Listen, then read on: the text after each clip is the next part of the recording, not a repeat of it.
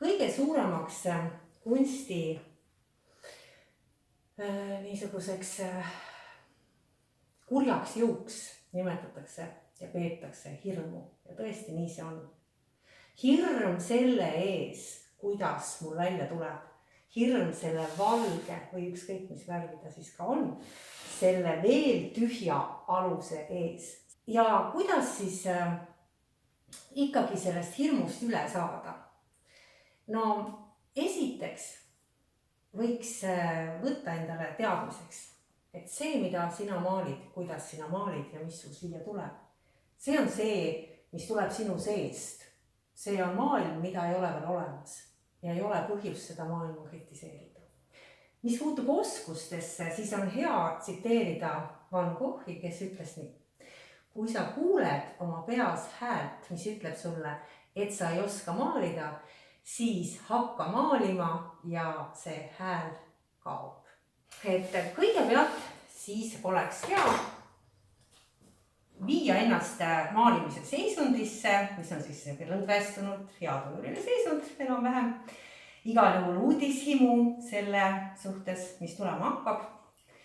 Ja siis see terpentiin, mida me siin kasutame, on selleks, et seda pintslit ehmatada natukene, teha, kui ta siin on nüüd seisnud, teha ta pisut pehmemaks. See on nagu alusmaal ehk see alusmeeleolu, mis hakkab nüüd sinust väljuma. Kujutame ette, et siin võiks olla üks õunapuu. Siis sa võid kõige paremal, kui sa maalid õunapuud niimoodi, et sa oled temaga kontaktis, et sa näed teda. Teine variant on teda maalida foto järgi, aga foto järgi maalimine on alati niisugune kahe otsaga. Foto järgi tehtud maalid, nendes on üldreeglina, mitte alati, aga üldreeglina vähem elu. Ja näiteks kolmas variant on see, et sa maalid oma mälestust õunapuust. Võtame praegu selle variandi pintsli hoidmisest ka, et selleks, et tunneksid ennast paremini, et ei oleks nii väga kramp sees siin. Siis on hea pintslit hoida nagu viivlipoohnat. Võtad, et 4 sõrme on seal taga ja pöial on ees. Ja muidugi ta liigub maalimise ajal igate moodi.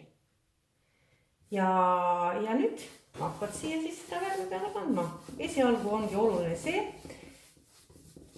et see värv oleks õige konsistentsiga. Et sa võid segada siin palleti peal spaatliga või otse siin. Kõik on võimalik. Ja soovitan kasutada alusmaali tegemisel ka švammi. Švamm on nagu selline hästi nagu jäme pintser, et sa saad suure pinna sellega ära katta. Ja veel, mis on hea häälestuseks, on hea seda alusmaali nii-öelda teha 2 käega. See pidi olema ajul, aga väga hea tekib nagu niisugune ragin seal. Ei tea alguses, mida teha, milline seisukoht võtta. Väga tähtis on see, et see konsistents, et see värvipaksus oleks õige. Näiteks, kui sa teed selle liiga vedela, eriti kui sa maalid terpentiiniga ja näiteks hakkab nüüd jooksma. Katsud näpuga, näed, see jääb kohe kõik siia näpu peale. Niimoodi ei tohiks teha, sellepärast, et hiljem võib selle värvikihi pealt isegi lahti lüüa. Loomulikult mõned tahavad maalida õlivärvidega samamoodi nagu akvarelliga, et see sedasi voolab ja mängib siin peal. Siis tuleb kasutada väga head õli selleks, terpentiini sobi selliseks akvarelliliseks õlimaalimiseks. Ja nüüd, siin on mingi alus tehtud, see võiks olla tehtud kuni lõpuni, praegu piirdume selle ühe kohaga. Ütleme, ma tahan nüüd siia mingisugust sellist õunapuu muljet luua. Nüüd ma saan siia peale hakata värvi panema ja juba palju paksemalt, kui enne sellele alusele panin. Nii, siin niimoodi teen seda see hea tujuliselt. Teen ja teen, toon seda sinist siia ja vaatan, see on ikka läinud juba üle igasuguste piiride, et ma tahan, et siin oleks just kollane koht. Kui ma nüüd paneksin siia kohe kollast, näed, mis juhtub. läheb ikkagi selle alumise värviga kokku, sellepärast, et alumine värv ei ole veel ära kuivanud. Aga nüüd on hea abiline sulle lapp. Lapp on nüüd selline kustukummi eest. Et sa saad võtta nüüd, sul oli siin 2 lappi, üks lapp oli pintsli jaoks, see on terpentiiniga koos, sellega mitte kunagi liikuda sinna. Võtad nüüd lapi ja keerad endal selle ümber nimetissõrme. Ja saad siit ilusasti välja puhastada täpselt selle kuju näiteks, selle kujundi, see pleki, kuhu sa tahad nüüd seda kollast värvi panna. Iga kiht, mida sa paned, tuleb ainult kasuks. Mida kaugemale jääb see külm valge, seda ilusamaks muutub sinu maal. Ja nüüd, kui sul on see niimoodi sealt ära puhastatud, siis sa saad sinna panna täiesti puhast kollast ja näed, ja ei ole midagi, millega ta sealt hakkaks segunema alt. Nüüd on mul hea võimalus sulle näidata veel mõningaid tehnikaid.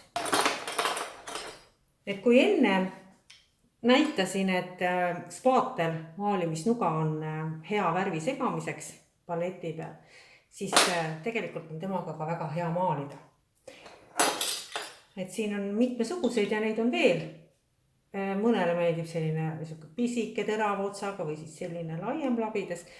Mulle meeldib kasutada seda.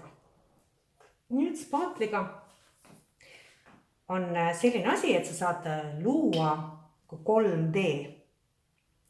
Võtan näiteks siin, ma võtan kollast, ma panen seda kollast, sa saad niisuguse paksu kihi luua ja mis on niimoodi tõmbad, näed, siis tuleb veel selline äär. Nüüd oleneb sellest, kust valgus tuleb, see äär hakkab heitma varju. Ja spaatliga saab maalida ka nii, et sa hoopis kraabid seda värvi vähemaks. Selleks on igasugused võimalused, mõned armastavad ikka kohe väga seda spaatlit.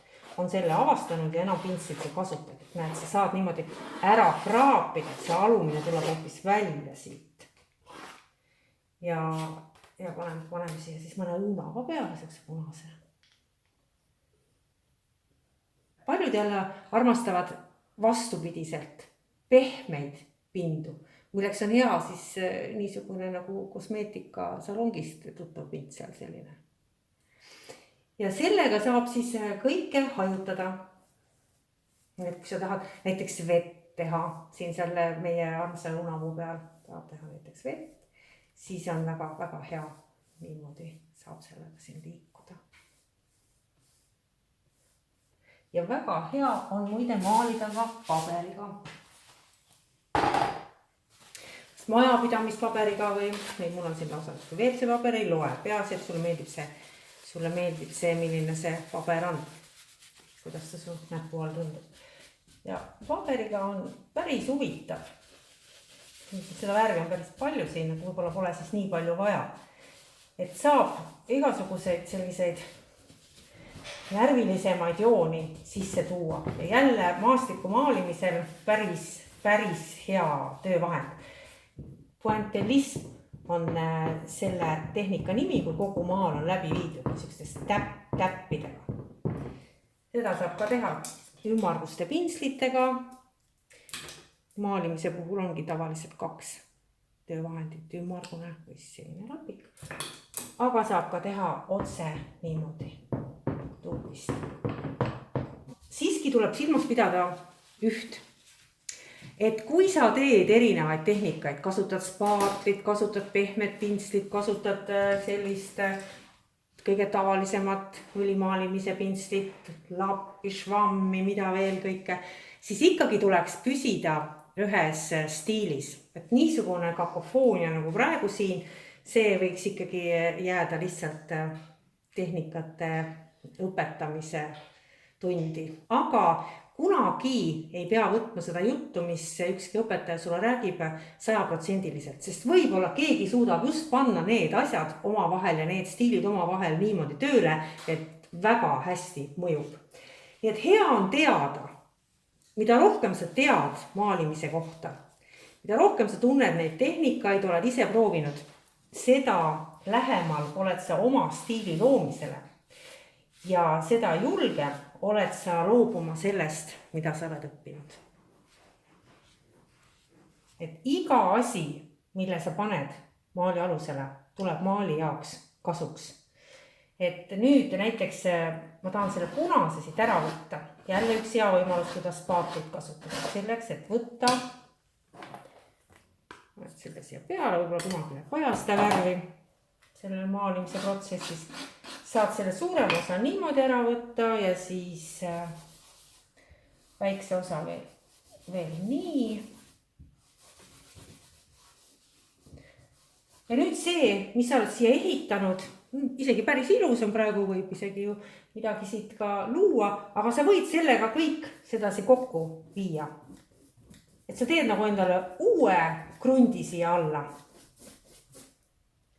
Ja selle, mis sul seal oli ja millega sa võib-olla rahul ei olnud, et tahtsid ikkagi midagi muud teha, saad selle kõik ära kasutada järgmise maali all. Ja vahel võib juhtuda nii, et uus maal juba sünnib sellest samast vana maali materjali ülemaalimisest. Ja nüüd on tekkinud jälle uus võimalus ja näed, siia saad igasuguseid selliseid. Ja näed, nüüd mis ma tahangi öelda, vaata, mis siit alt välja tuleb. Siit tulevad välja kõik need võimalused, mida sa siia alguses tegid.